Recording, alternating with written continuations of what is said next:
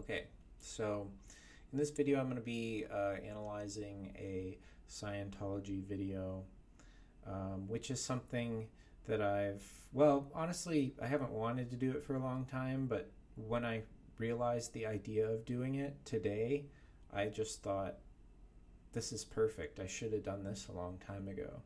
And I should do things like this, and I should have done things like this a long time ago. But anyway, well, okay, I want to make some disclaimers about before I start. I want to preface this. First of all, I'm sorry for the low quality of my videos. I put in enough effort to where I feel like my point gets across, and that's all I really care about. I'm not trying to woo anyone, I'm not trying to impress you with my awesome video making skills. I'm not an expert YouTuber or anything, but whatever. And sorry if my dogs make noises during this. They definitely have minds of their own. Okay, another disclaimer is first, this is probably the most important one, is I don't condone Scientology at all, and I don't recommend that you approach that religion for any reason. I recommend to steer clear of Scientology because it is it's like a very antisocial religion, it seems like, and it definitely obviously rips families apart and all that.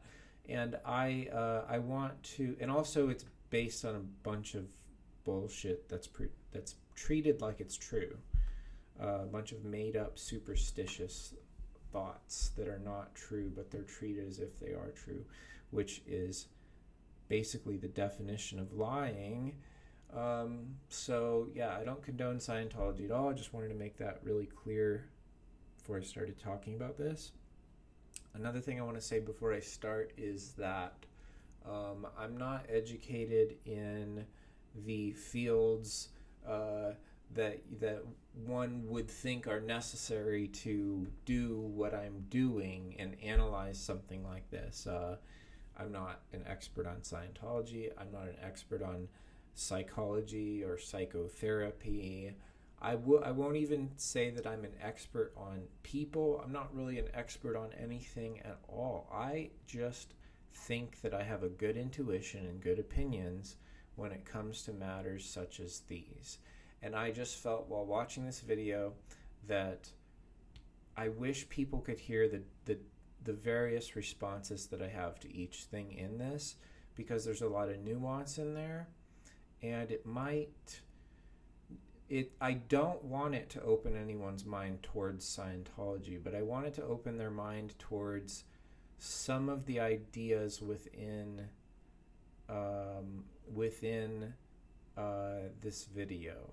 Only with my guidance, because I feel like I understand it. I understand what it's trying to accomplish, and I feel like there might be better ways. I'll get to that in a minute. So yeah, with that in mind, just telling you, I'm not an expert. I'm just some random person who has an intuition and is just being open-minded and critical at the same time. That's my next point, is that there will be things in this video that I actually agree with. There will be Scientology practices that I will show you in this video that I actually think are really healthy. And that's what I mean when I say I'm having an open mind. I'm not just rejecting something. I'm being critical of it, and I'm taking the good parts of it for what they are and the bad parts of it for what they are. And honestly, that's the idea of this video. I want to show you this Scientology video and point out the good parts and the bad parts of it. Okay, one of the last things to mention is why do I think that my ability to understand this video that you'll see is real, is legit, or valid? Well,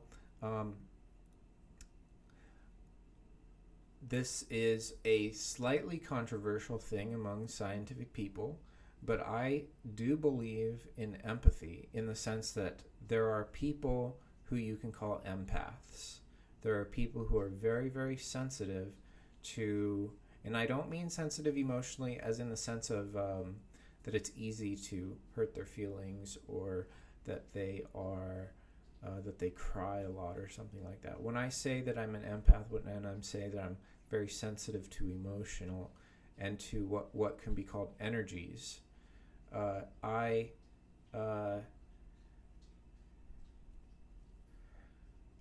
saying that I'm sensitive to understanding someone's energies just by looking at them, understanding their emotions. I think that energies has a slightly different definition than emotions, but if I say the word energies, I'm also kind of just talking about emotions. It's just that energies can be contained in non-emotional media, such as art. And like, you can't say that a painting has emotions, because a painting is not a person, it's an inanimate object. But it has energies that lead to emotions in people who look at them. So that's what I mean by energies. And there goes my dogs already. Okay, so point is, I believe in empaths, I believe in empathic abilities, and I believe that I have very good empathic abilities. So, and you know, think of that as arrogance all you want. It's not going to stop me from exercising what I believe are good empathic abilities. And I do believe that empathic abilities are a scientific reality, but it's definitely not something that science is going to have an easy time proving, but I do believe that it's there. So anyway, next thing on my list here, why Scientology? Why did I choose to do a video on Scientology? Well, I could have done it on almost any religion, and I might as well do that in the future.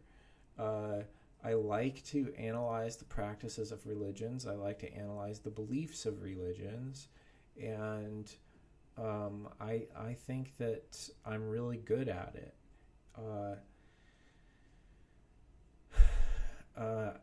So why Scientology? I don't know. It's one of the most interesting religions, I think, because it's so new, and because it has a culture of its own. Its culture is so unexpected and different from what you'd see in a religion generally. The aesthetic of Scientology is almost modern. It's almost like the 1950s a little bit, but I don't know. I find Scientology really fascinating for several reasons. It does things that a lot of other religions don't do, like these auditing practices, and looking into those, I think, is a worthy scientific endeavor. Meaning, you know, studying them, and in my opinion is maybe trying to figure out better ways of doing something like that, and especially doing it cheaper than they do it, because that's one of the biggest problems with Scientology, is that it's a big scam. Anyway, so that's that one, I think. Yeah, I'll do the other religions too. You can, I mean, if anybody has any suggestions, I'd love to hear them, and I'd make videos about them. But anyway, last thing on the list here, what do I believe in? My beliefs are pretty close to Buddhism. I think of myself as a secular person, and I don't really have a religion in the sense of like the established religions. I have my own beliefs, and sometimes I say that it's my religion. but it's not really a religion. It's just my beliefs, and I have unique beliefs, and other people don't have. Like, I'm not following anyone, and no one's following me. So it's I'm kind of an island of my own beliefs and my own spiritual system. But with that being said, it is very, very strongly influenced by Buddhism and Taoism. I've read Tao Te Ching 23 times, and I'm going to keep reading it more. And I've got a lot of it memorized, and I'm going to memorize the whole thing someday, probably. And I like Buddhism a lot too, not so much for the books, but for the practice of meditation. So that's kind of where I am in terms of religion and spirituality. And I'm very serious about it too. So, without further ado, I think I can go ahead and get started with this video. Switch my scene here. Oh yeah, I hope that works. That's cool. All right. So the techniques of Dianetics are easy to do. You and a friend will team up together and follow the basic steps of the procedure. This is called auditing, and any two reasonably intelligent people can do it. Okay. So basically, it's like one-on-one therapy with someone who is not necessarily qualified at anything. It's just like two friends playing a little game.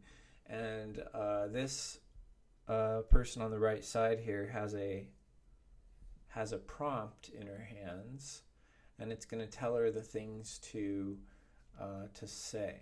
Now, let me just... He's going to explain that. The term auditing comes from a word which means to listen. In auditing, the person running the session is called the auditor.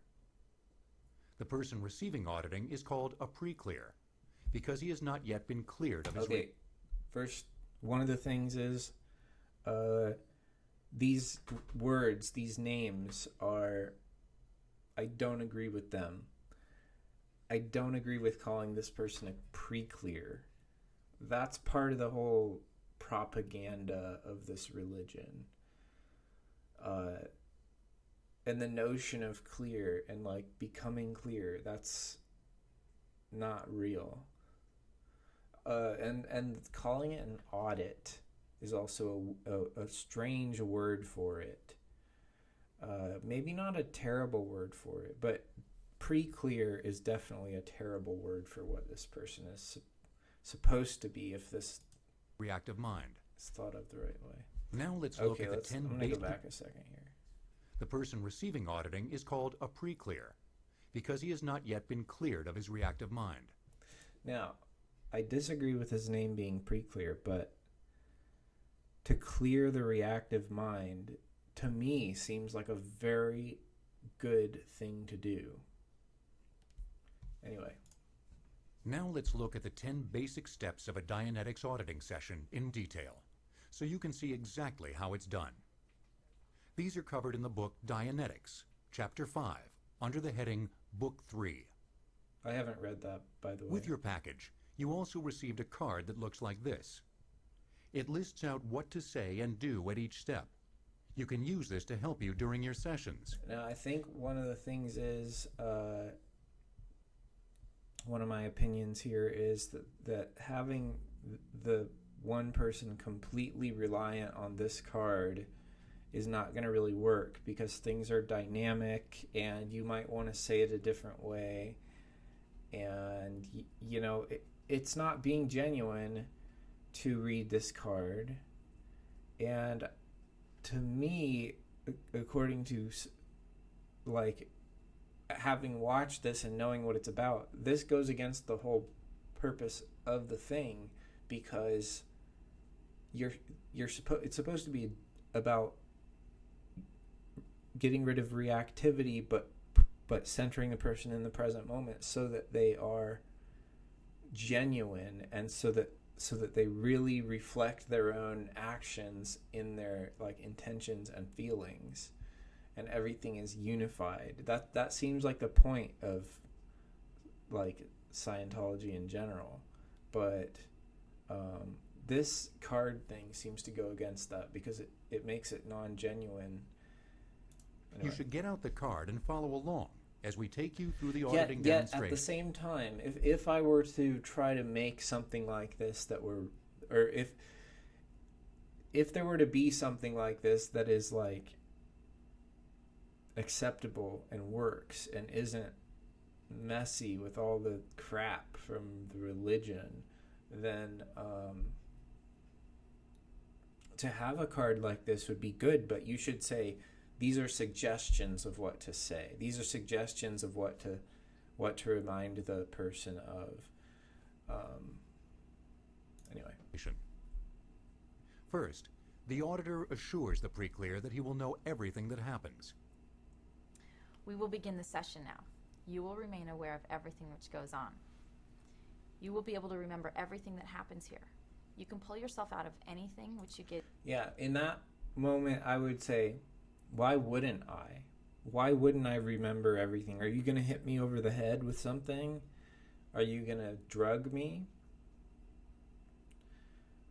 But, you know, I'm me, and I think it's weird because it assumes that that's even possible for the person to not remember what happened to them here. So my thought is that in that moment, she's trying to reassure him, you know, because people believe in all kinds of ridiculous things. She's trying to reassure him that none of those ridiculous things that you believe in are going to happen. But I think there's a problem with that in that he doesn't necessarily believe in stuff like that, that just by these two talking to each other that he's going to magically forget what happened and he's going to lose control of his own body and he's being possessed by somebody. So it's a little problematic that she assumes that he, just by default, because she's reading a card, like I said, she just assumes that he believes in stuff like that. You know, these people are there for mundane reasons. They should be. But the problem is that because it's a religion, it's all full of these unmundane lures and stuff. Get into if you don't like it. The second step. Although, Pull look, yourself that out of last part there. anything which you get into if you don't like it. You will remain aware of everything which goes on. You will be able to remember everything that happens here. You can pull yourself out of anything which you get into if you don't like it. That's nice. That is kind and compassionate and non-toxic. That he's allowed to pull himself out of anything if he doesn't like it. That's very good. If only there was more of that energy in it. The second step is to have the pre-clear close his eyes. All right, close your eyes. The third step is the auditor has to ensure that any... Okay, closing the eyes. I don't think it's bad. I feel like it should be more of a suggestion, though. I don't know how big of a deal that is, because I think that, yeah, if your eyes are closed, you're better at imagining things. You're better at remembering things and recalling things. It's not bad to close your eyes. It's probably good. So I would just say it's a suggestion. But I don't think that, like, if he closes his eyes and then opens them again, that she should be like, close your eyes. That's not how that ruins the thing, because it's not about the eyes, obviously. Okay. The third step is the auditor has to ensure that anything said or done during the session will have no force or control over the pre-clear at a later time. Install the canceller. God, what weird and yet somehow like kind of deep. Like, you know, L. Ron Hubbard, when he came up with install the canceller, he's like, we're updating your OS or something. I don't even know if they knew about OSs back in his day, but install the canceller. Anyway. During the session step is the auditor has to ensure that anything said or done during the session will have no force or control over the pre-clear at a later time after the session. The auditor makes an agreement with the pre-clear to cancel this from occurring. In the future, when I utter the word canceled, everything that I have said to you while you're in a therapy session will be canceled and will have no force with you. Any suggestion that I have made to you will be without force when I say the word canceled. Do you understand? Sure do. When I say the word canceled. Do you understand? Canceled. Everything that I have said to you while you're in a therapy session will be canceled and will have no force with you. Any suggestion that I have made to you will be without force when I say the word canceled. Do you understand? Sure do. In the fourth step, Now, that one, I feel like there's something to that that's not terrible, but it also feels superstitious to me. She should be saying, not that it will have any force over him. It's almost like they believe that people would undergo these processes believing that something's going to happen to them, like believing that it's magic and they're going to change, like in a way that is against their will. I don't know. That's just, why would anyone need all that to be canceled? First of all. Second of all, if what goes on in there is good, then why would you cancel it? Right? It's supposed to be, she's helping him, and why would it be canceled? I would say it a little differently. I would say it more like, whatever happens in this session stays in this session, and like none of it has any like we might talk about things that you wouldn't normally talk about with someone, and we don't ever have to talk about that again. I think it's really more of a relationship with the counselor, or whatever you want to call it. Do you understand? Sure do. But in a sense, if you could reword it in a way that's not all superstitious, it kind of is compassionate for her to say the word canceled. That, do you understand? That it's all Sure just stays here, step, and you don't have to take it home with you, and we're not trying to brainwash you. That's actually kind of good. Auditor has to locate and return the pre-clear to an incident. Have the pre-clear find an incident that he feels he can comfortably face. Any incident is okay if the pre-clear feels he can comfortably face it. We're going to find an incident in your life of which Okay, that's also compassionate to say, if you can't comfortably face it, then we're not going there. Like, that's nice. That's good. That's good. What they're doing now is she's taking him into his memories by asking him to talk about things that happened in his past. This is healthy stuff. I have many times in my life helped myself by going over a memory over and over and over until I figured it out and felt okay with it. That's something that I do for myself all the time, and I think that it's really healthy, and I believe that it has helped me. So what they're doing right here is not bad. you have an exact record. Then by sending you through it at the moment it happens several times, we're going to reduce it. Locate an incident that you feel you can comfortably face. All right. Yeah, a meeting. The auditor now returns the pre-clear to the incident. Okay. Go to the beginning of that incident. Okay. Now we come to the fifth step, having the pre-clear re-experience the incident from beginning to end. I, so far, am totally on board with that concept of just of creating an environment where someone can talk through a situation. yes, there's therapy where the person is free and they just sit there and everything just flows freely.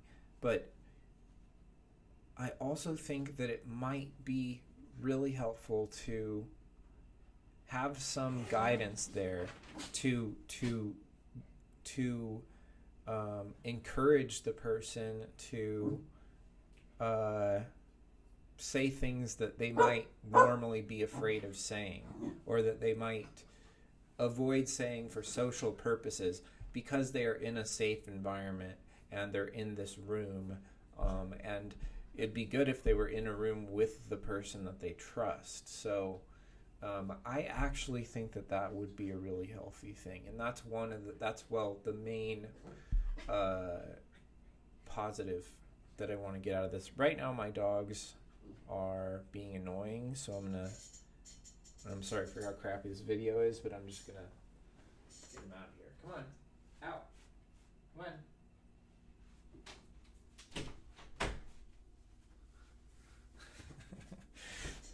I'm just laughing at the painting in the background. Squidward, bold and brash. Anyway. Telling the auditor about it as he goes along. Work with the file clerk to get the data. What does that mean? Experience the incident from beginning to end. Telling the auditor about it as he goes along. Work with the file clerk to get the data. All right. So the experience. I'm going to go back and listen to this part. Okay. Now we come to the fifth step. Having the pre-clear re-experience the incident from beginning to end. Telling the auditor about it as he goes along. Work with the file clerk to get the data. All right. That wording is just weird. I don't know. Maybe I'm just being nitpicky here, but like, why does that have to be so cryptic? Work with the file clerk to get the data. What's the file clerk? There must be an answer to all these little things, but why not just say it in a normal way? I don't know. Because it has to be all mysterious, because it's all about that. All right. Experience the incident from beginning to end. Telling the auditor about it as he goes along. Work with the file clerk to get the data. All right. Go through the incident and say what is happening as you go along. I'm in a meeting and I'm just feeling stressed out. The pre-clear has returned to the incident, going through it as it is happening, not simply remembering it. I just feel tired, like I need to go lie down, and so I excuse myself from the meeting. That's it. This is Andy. I understand. Have the pre-clear go back to the beginning of the incident again and recount it. Each time the pre-clear goes through the incident, its negative influence over him is reduced. This is, okay, here, like, no, not necessarily, you know. It may take years for a person to get through something, and, you know, I think something like this would only exist to give someone, to plant a seed in someone, to say, over the next few weeks, you're going to be thinking about what we talk about in here, and like, it may take years, but because you're thinking more deeply about these things, and understanding them better, you'll eventually get over it, and this is really healthy. But it's, you know, it's not to claim like that we're gonna fix you right now. That's nonsense. So another thing is, right here, she starts to like become pushy, like, and they say he's not even allowed to leave until he gets this like sorted out, and shows signs of joy on his face at having figured it out. Now, it's not complete nonsense in the sense that when someone figures something out that's important about their life, they might indeed have an expression of joy on their face. But what if they figure it out when they're not there? And what if they figure it out and just express themselves a little bit differently. This auditing thing becomes toxic at this point where she starts saying, nope, you didn't really figure it out. We're going to go back and do that again until you've got it figured out. I don't think that's how it should work. I think it should be like, we did a good job today. Now in a week you'll come back and we'll do it again, and you'll think a little deeper because you've had a whole week to kind of mix your thoughts together with your life. You know, that's not something that you can do in an hour or however long these things take. So let's keep going. Go back to the beginning and go over it. Pick up whatever additional data you can contact. Also, there's a lot of things in a person's life. They shouldn't have to relive one thing over and over and over until they figure it out. Why can't they have like a checklist of multiple things, and we might figure one out next week, we might figure another one out 3 months from now, you know, but it doesn't have to be like, today we figured this out and we will not move forward to anything else until we figure this out, because a person's life is so complex. Things are interconnected. One story in a person's life is connected to other completely separate stories in a person's life. So you gotta jump around. You can't just focus on one story and do that one over and over and over until you get results. That's nonsense. Notice new data is surfacing.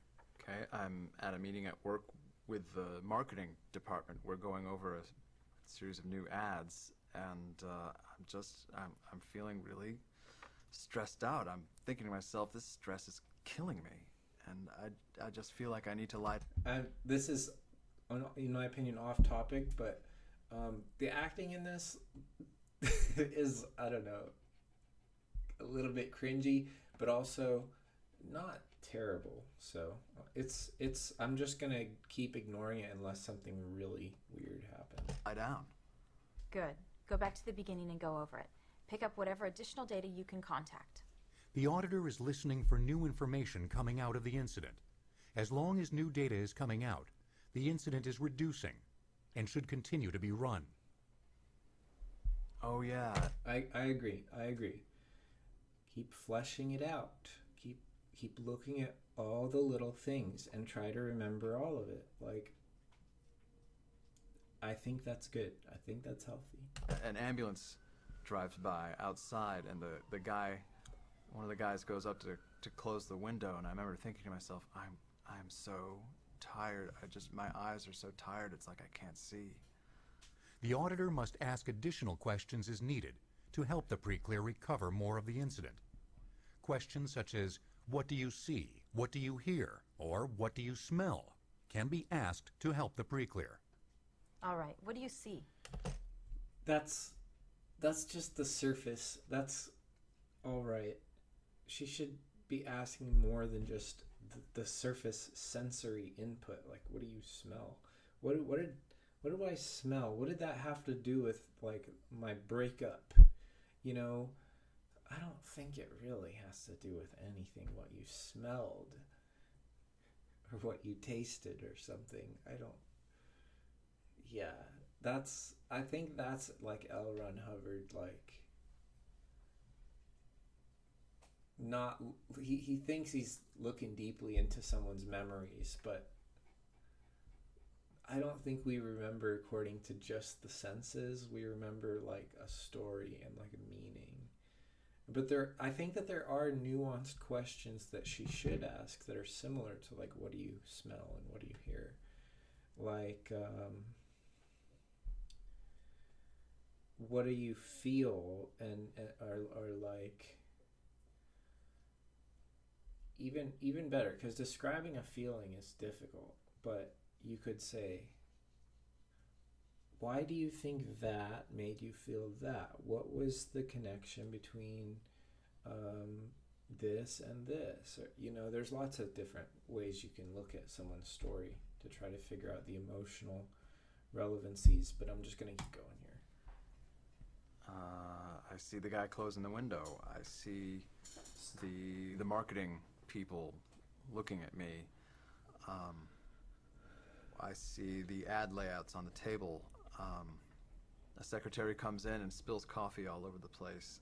And I'm just feeling so tired. I just feel like I need to go lie down. Good. Go back to the beginning and go over it. Pick up whatever additional data you can contact. Well, I'm at a meeting at work. Yeah, and she's too Repeat this step robotic. again and again, each time becomes telling irritating. the pre-clear to go back to the beginning of the incident and go through it to the end. Continue to run the incident until the pre-clear is cheerful about it. That's When the the pre-clear nonsense is part, cheerful- because it's not always going to happen in one session that you're going to go from not cheerful to cheerful, and they put this condition in there. You're not even allowed to leave until you feel cheerful about this, and you visibly appear cheerful. Then people are going to start faking facial expressions and stuff. They're not working.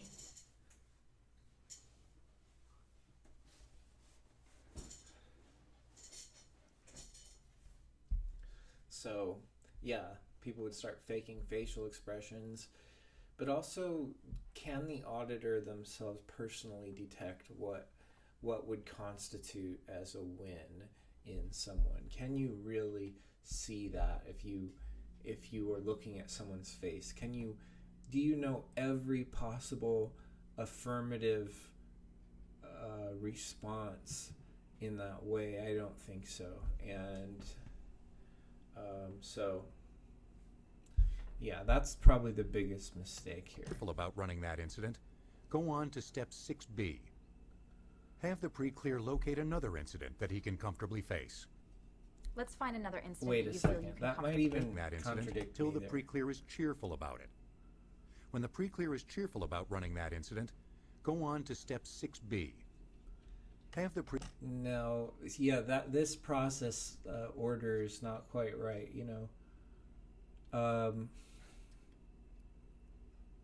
First of all, he's not going to necessarily become cheerful about it. That's somebody's response. That's not everyone's response. And also, he's not going to figure out his life's problems in one session. And there is no clear moment of victory in these situations. So the order process is not quite right. Things should be more fluid too. pre-clear locate another incident that he can comfortably face. Let's find another incident that you feel you can comfortably face. Yeah. The time I broke up with my girlfriend. To this It's good that they are finding other instances that he can comfortably face, but not after he completely masters the first one. That's impossible. You should be jumping from topic to topic. If he gets frustrated, if he runs out of ideas, you don't go back to the start. You just talk about something else, and then maybe the conversation will come back around.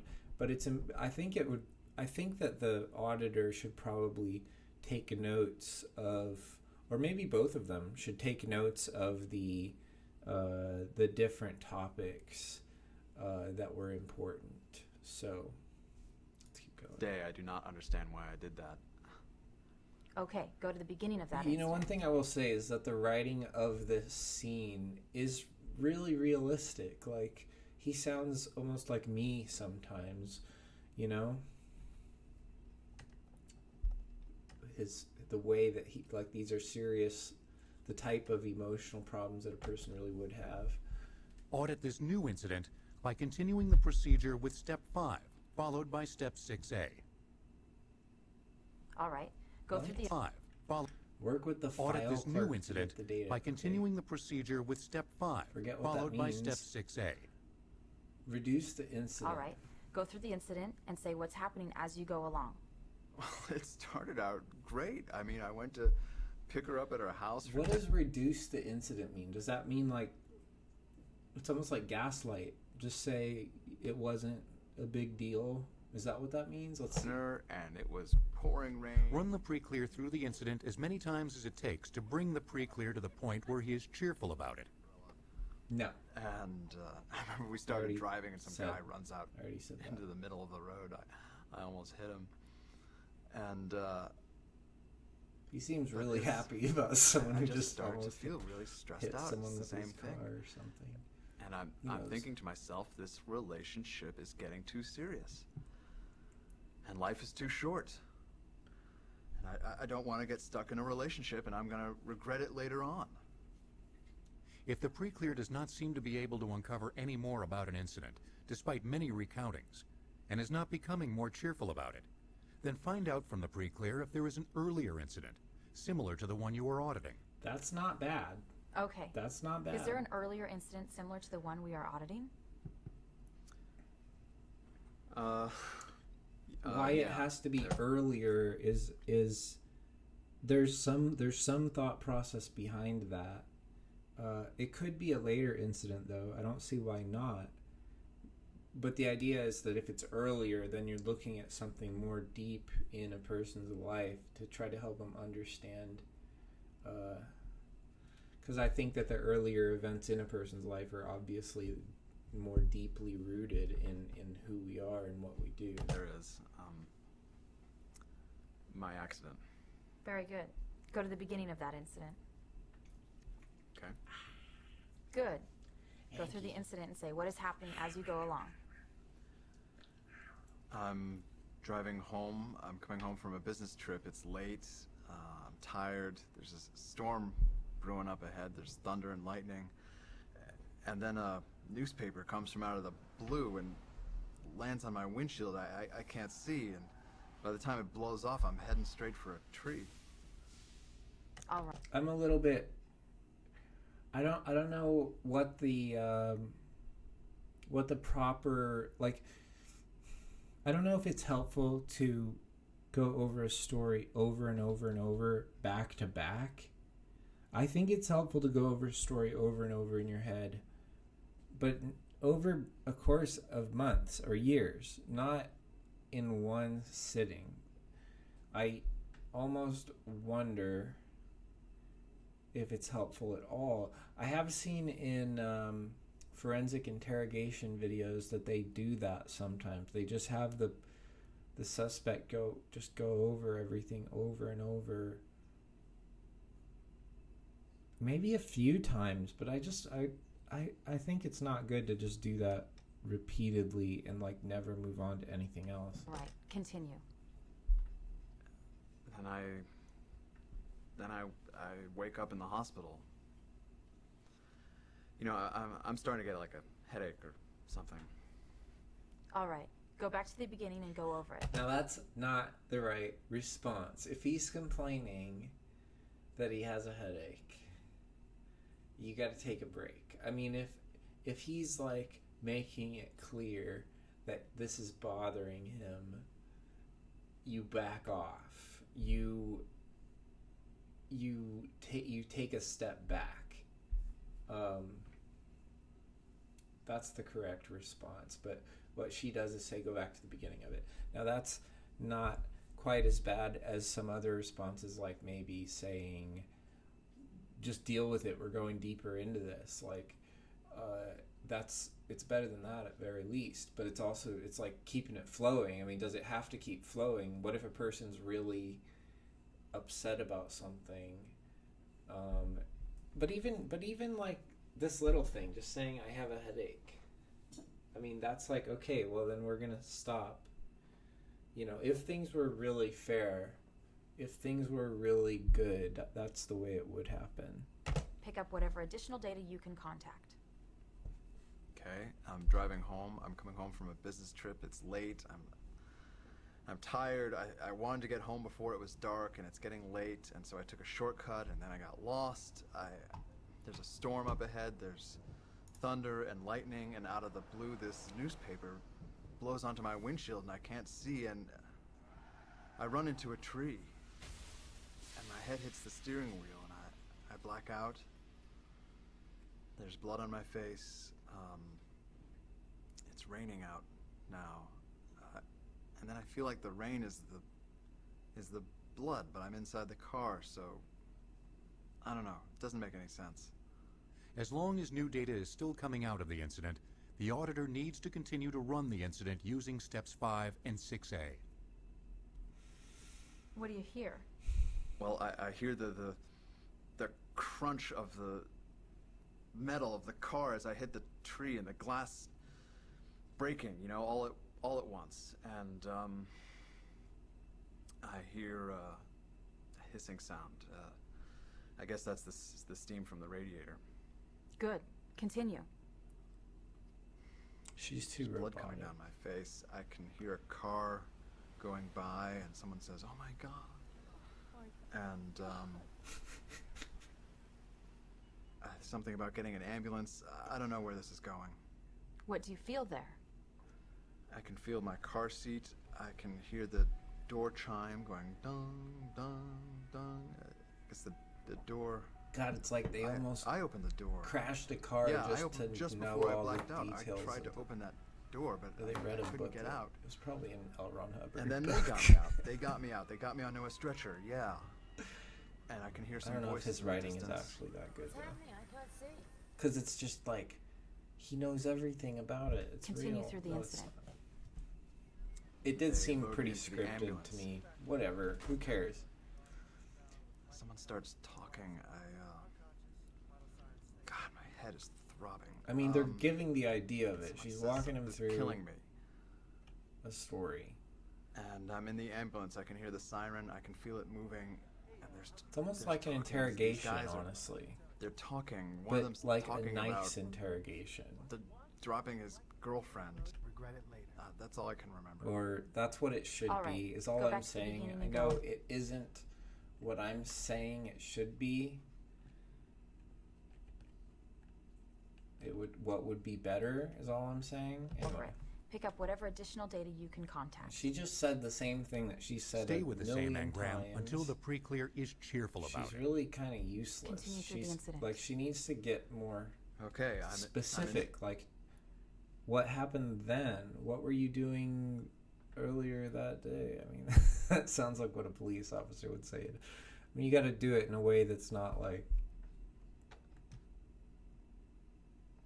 intimidating. in the ambulance. I can feel it moving. I hear the siren. These guys are talking, and then I don't know. One of them asks the other one. He says, "Why are you gonna drop that girlfriend?" And the other one says, "Well, Boring. Regret it later. life, life is short. That's what I said to my girlfriend when I broke up with her. But that wasn't me. I didn't want to break up with my girlfriend. And the stress is killing me. That's something that I always say, but that that was those two guys in the ambulance. This is the end of the auditing session.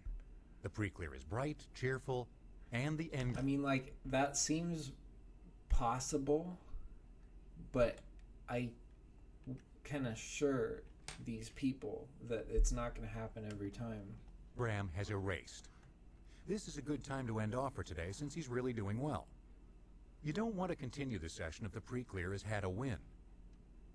To end the session, you go on to step 7. The auditor now has to bring the pre-clear back to present time. Okay. We'll be ending the session shortly. Come to present time. Okay. Step 8 is making sure the pre-clear is in present time. Good. Are you in present time? Oh yeah. Oh yeah. Why he said it like that, I don't know. But bringing him back to present time is not a bad idea. But Bram has erased. This is a good time to Is end it off a for real today since he's thing? really I mean, doing well. You don't want to continue the he's just session if the saying, pre-clear "Oh, has yeah." had a win.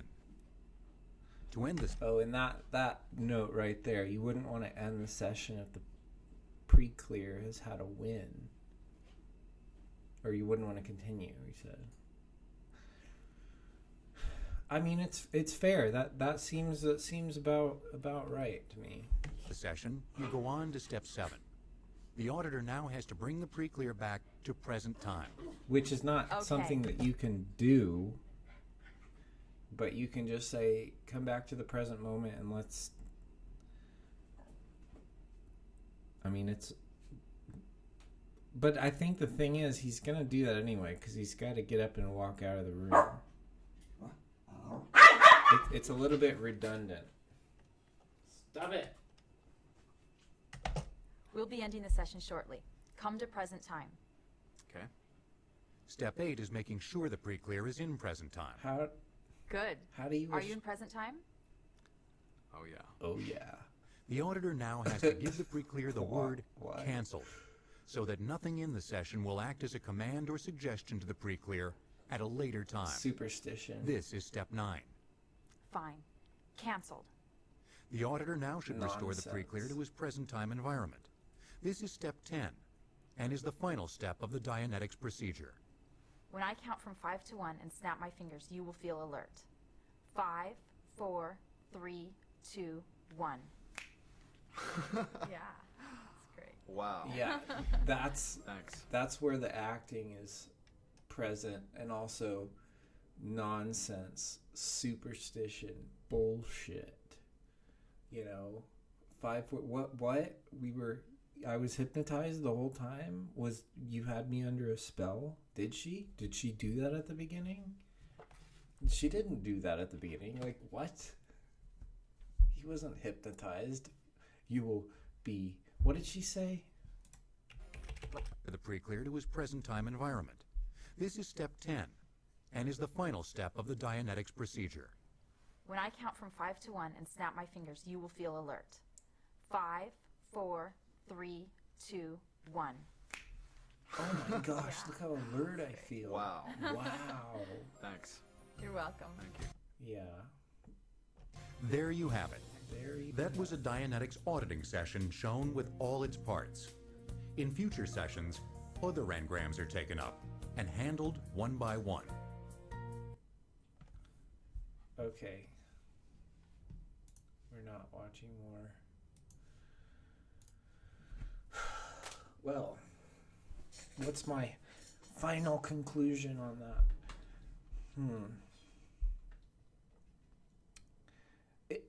Well, as you saw, it's surprising how many things I agree with. Well, I'm sure it's not surprising to you. You may not know me, so you have no idea what I'm about, but I'll tell you it's not Scientology. And but when I watched that, just based on my intuition and my understanding of empathy and people, and psychology for the most part, I think that there are definitely some beneficial practices in there. Generally, the overall idea of auditing, as presented in that video, is something that I deem to be beneficial. I think that like, if I could experience that, it would be awesome. I would love to do that. But I'm not going to get involved with this psycho-religion. Obviously, you don't have to be involved with a psycho-religion to do something like that, but it's really not much of an option for me. I mean, how do you do something like that without... I'd have to have a friend who understands what I'm saying about this, and then maybe we could make our own thing. But of course, not make it be a religion and just kind of do it because it seems like a good thing to do. To walk through someone's story with them and help them to find peace with it. That seems like a really good idea. But the things I said about it, there's definitely some major improvements to be made on what I just saw. Let's see. I would first of all make it so that, you know, you're not trying to fix all your problems in one session. That's complete nonsense. You just talk about it, and progress is not visible right on the surface. It plants seeds. You can learn about someone's progress by asking them how they feel about it. Over time, it may take years to get through things. It's ridiculous to ask for someone to figure something out in their life in one session like that.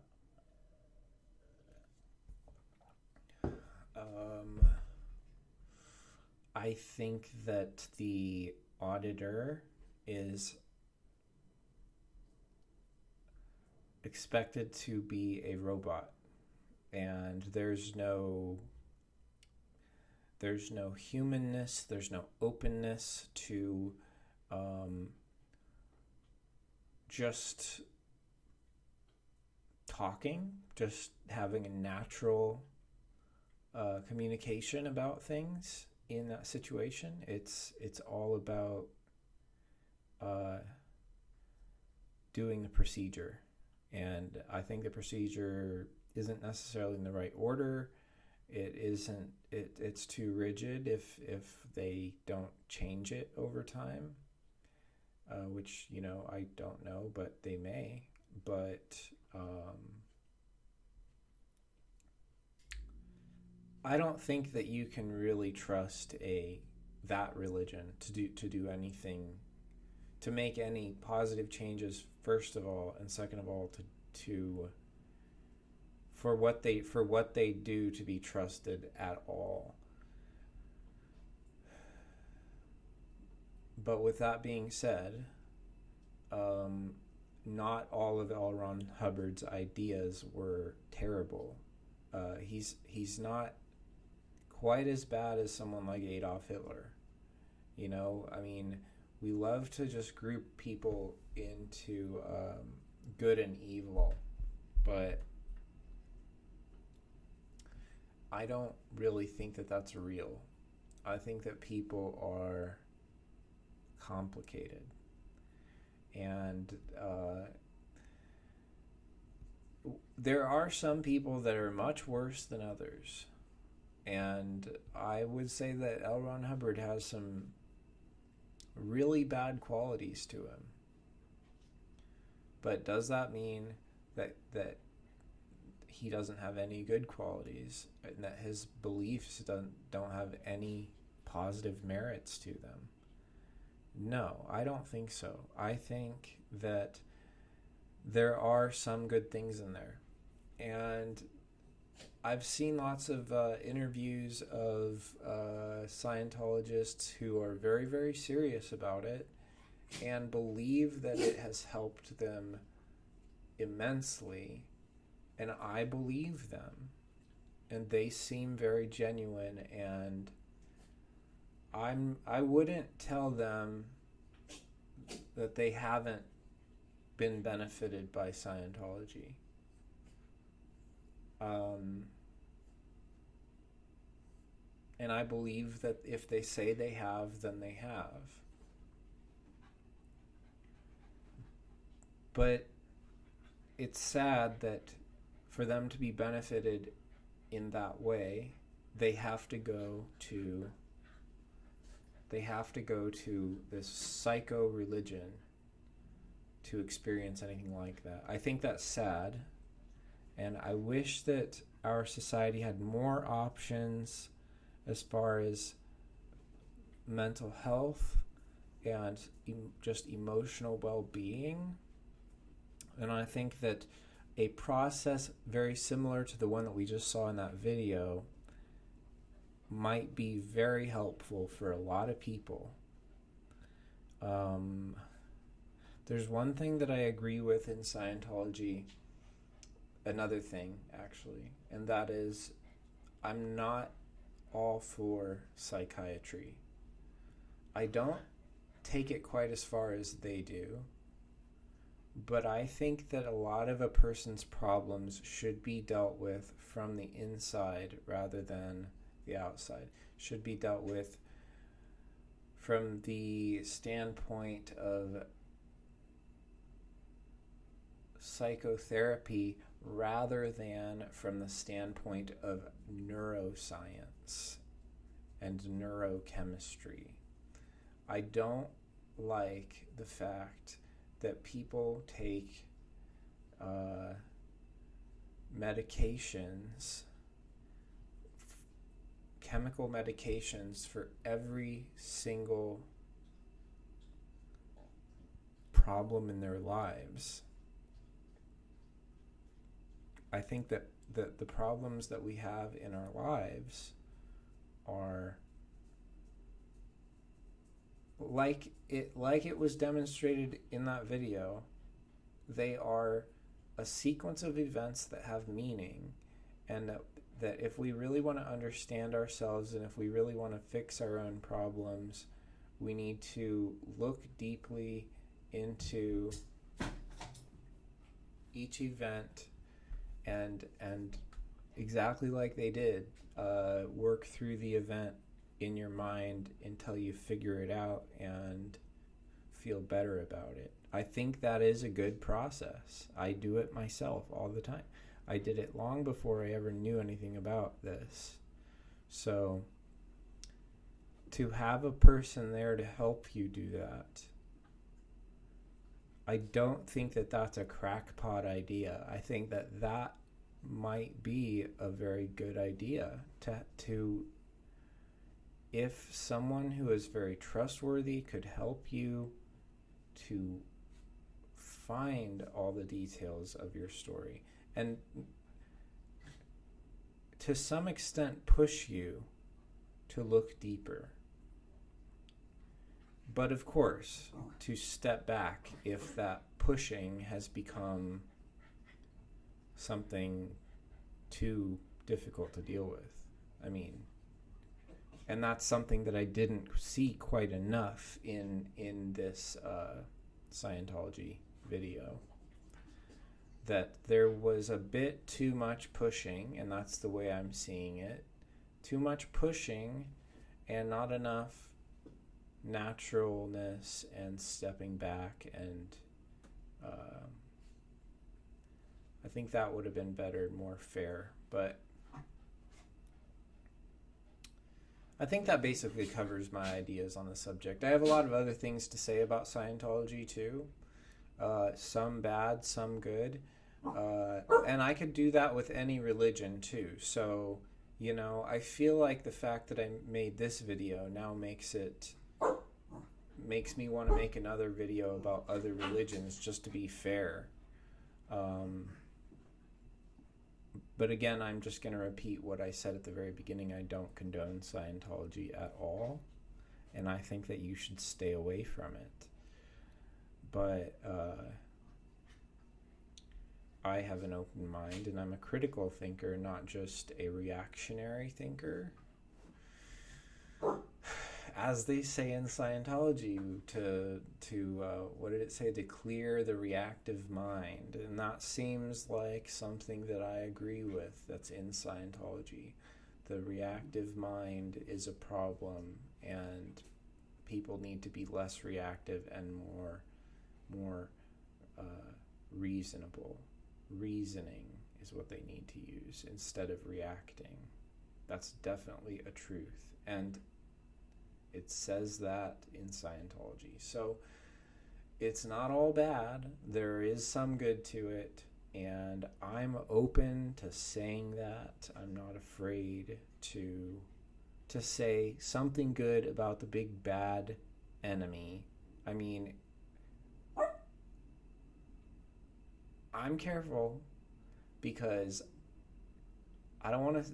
There's definitely some bads that you don't really want to say something good about because it will give the wrong impression. I feel like it's hard to not give the wrong impression at all, but, you know, I wouldn't really avoid saying something good about Adolf Hitler because then you sound like you're on his side. And I mean, I've heard people say that Hitler had good policies towards the banks in Germany, and he started the Volkswagen company, didn't he? And I drive a Volkswagen. I think Volkswagens are great.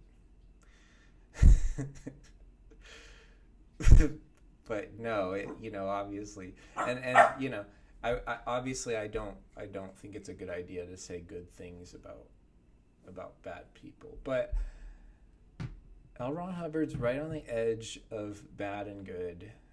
He's not a mass murderer. He's not like Charles Manson, who his followers kill people. I don't think Scientologists do that. But at the same time, I don't really think that Scientologists are real Scientologists. I think that they are attention-seeking celebrities who they agree with like the money-making structure and like the almost pyramid scheme nature of Scientology more than they care about any of its good parts. But I won't say that's true. I don't know. I want it sometimes. You know what? I think it would be really cool to interview Tom Cruise about this stuff. Me. But, I've never interviewed anyone. I'd like to interview a lot of people.